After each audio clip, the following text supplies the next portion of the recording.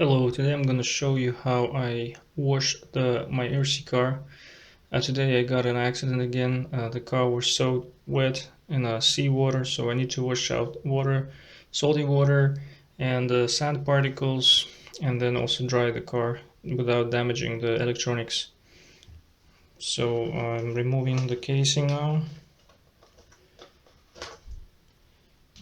It's important to wash out salt and sand as soon as possible after you play with the car, otherwise it may get rusty. Salt attracts a lot of water. It may get worse. We should remove also the battery.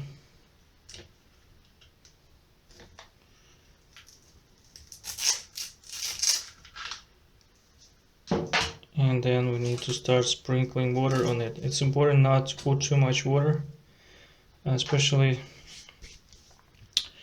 uh, when you have so much sand in it. You see sand is everywhere. And you can see I used some tape before I actually started playing with this car. I had some holes in the electrical motor. That was a ventilation hole. I knew there was a possibility the car gets soaked, so I closed that hole in it. There's electronics part for the electric motor that is used for steering mechanism. I also put that tape on it, and also there were some small holes on electronics remote control unit. So now I'm gonna show you how I do it. This car normally in its description it says it's waterproof, so I'm not afraid to sprinkle water in it, but I think if you put too much water in it you can still damage it. You've seen on my previous videos how much water it was getting. So let's say I open the water and start putting water in it. I need to wash out all sand, so I just do it this way. You know, all that bearings mechanism is full of sand. I need to wash that out, and I just go ahead like this, wash it out. I've done that before, so I'm not afraid of doing this. This car has been tested on many occasions. Up to now it proved to be waterproof. Then it's important after you wash this car to put also oil in it, so that oil pushes out all water that's left inside of small tiny parts of the car, which will not be dried out. There's a shaft going through this casing, and it usually gets full of sand, so I also wash that very quickly like this.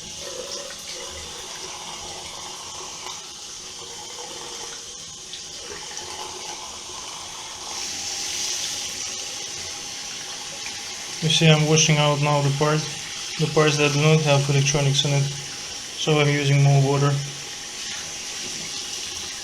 And then I go over the unit that controls the steering mechanism. There's a lot of sand that I need to wash out, and very quickly I go through the electronics part. And you see how much sand I have.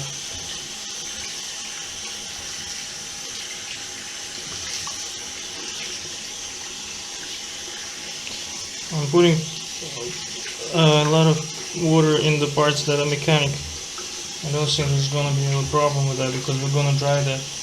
Then I also know that the water gets through all gears and may get into electric parts, so we do it quickly here.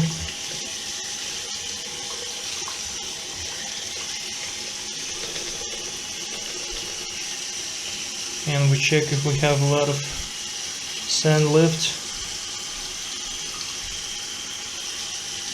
Very quickly. Again, we just wash it out, turn it upside down so that water doesn't keep flowing inside of the mechanisms.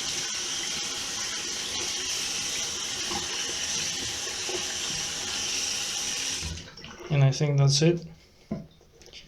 Next step would be to take a hairdryer and start drying it.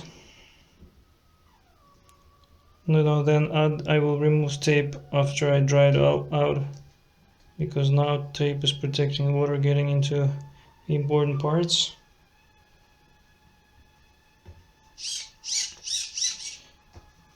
And so we apply then our dryer.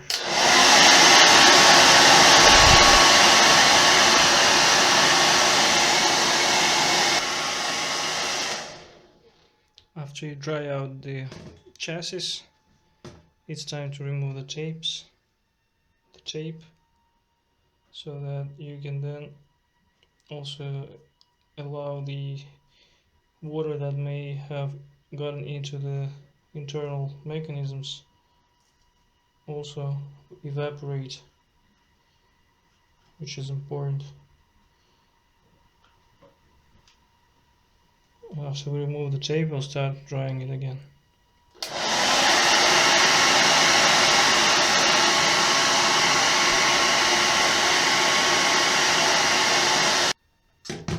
After you dry it, you can turn it upside down and shake it a little bit, so that now the sand particles that are left inside can get out of the chassis easier, because when it's wet, the sand particle just attached to the car body, and when it's not, you can get out of it. As you can see, there's a lot of drops of water mixed with oil, and it means that it still needs to be dried, so we'll continue with the process until it gets 100% dry.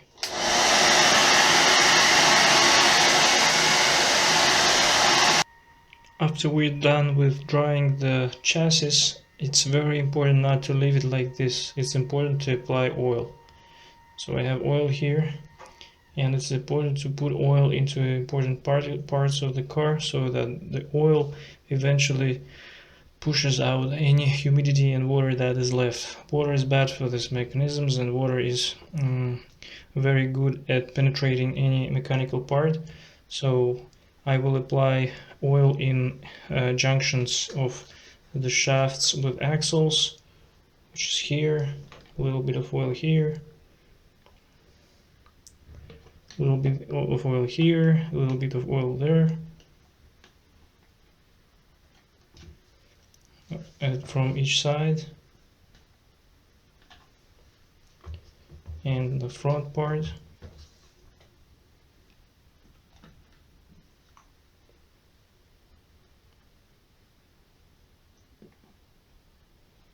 Wait until the oil penetrates inside of the gear mechanisms.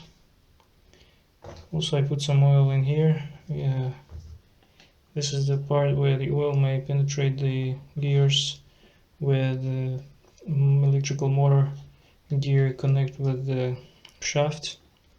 This part is not accessible, but I just in case put oil in here, hoping that some of oil gets into it and blocks humidity.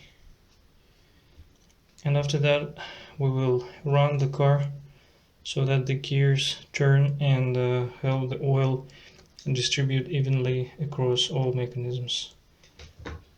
Also, I will apply some oil in the wheel connections with the axle.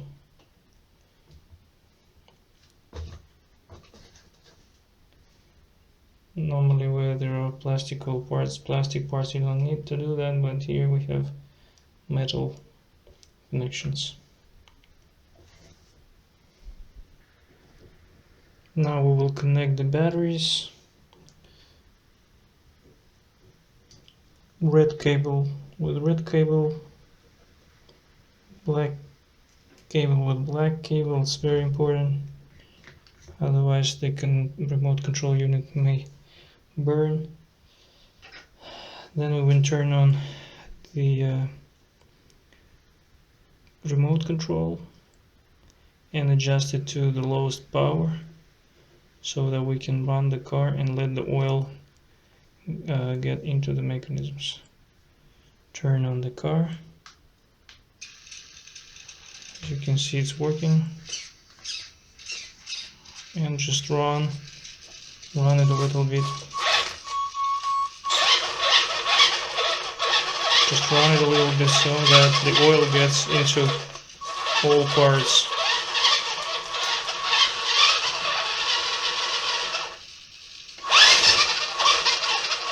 Don't turn it too much, because otherwise you'll get all water drops all over the place. Be careful with that. If you have some water and oil still left, you can have your room in disaster. So just incline it a little bit so that the oil flows into different directions.